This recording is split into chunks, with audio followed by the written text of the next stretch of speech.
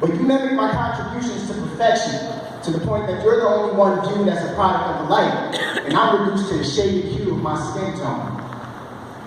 Where I grew up, and the color of my skin should be irrelevant, but this elephant in the room is causing me to have to step out for some air, because in here, the conversation keeps going back to this, race that. If I go back to where I grew up, what's with throwing bricks through your windows and pinning labels on your bathrooms with these fingers that you point like I'm back in the classroom? I never lifted a hand to hold down anyone's descendants, pretending that we can change the past. What's done is done, and you might be last, but I didn't choose to start. No, you didn't. But you graciously accepted his placement. An all-white checkered flag waves as a symbol of your victory, but doubles as a symbol of surrender for my people. I'm so tired of hearing about the immigrants that came to America for a better life that were treated unfair. Your boat ride was a luxury yacht with the captain of free will. My ship washed up on the shores of forgetfulness in American textbooks. Slavery may have ended years ago, but we carry the reminder of our past every time we formally introduce ourselves. I would gladly trace your loss of dignity for my loss of identity. Like putting a whole group of people in a box with a label, right? Only mine's stitched up with a bow that reads oppressor, right? I'm called for even committing a crime. This debt I'm buying has me wrongfully accused for abuse of a whole people group. And yet the weight of the past keeps me feeling like I ran out of gas before I got out of the driveway.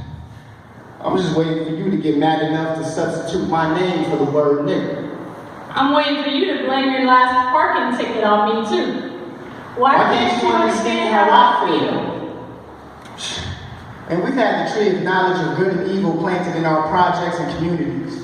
Society sees the fruit of it as riots and black-on-black crime, but fail to realize the roots have sunk so deep into the soil. Our old earths have been watered by the blood of our fallen soldiers, which have seeped down into the roots that give us this life. The roots of slavery, Jim Crow, the war on drugs, segregation, gentrification, housing discrimination, police brutality. I would go on, but I'm trying to separate the wheat from the tares in the fabric of our existence.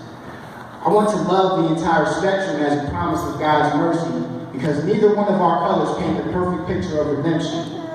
I believe that the combination of black and white will produce a hue of red so pure that the entire world can be saved. I need you now more than ever before.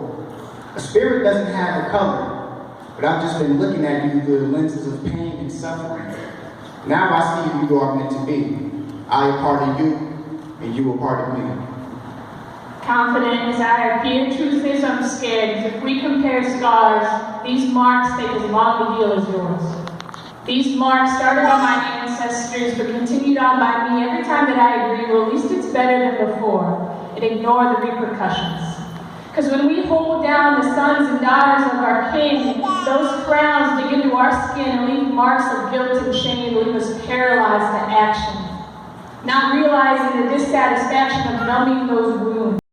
I am who I am because of who we all are. The scars of oppression show on my skin too, and it's true that I try to pretend that I can still walk tall in spite of this wall of hostility between us. But society cannot spread its wings when a whole group of it keeps getting pushed to the ground.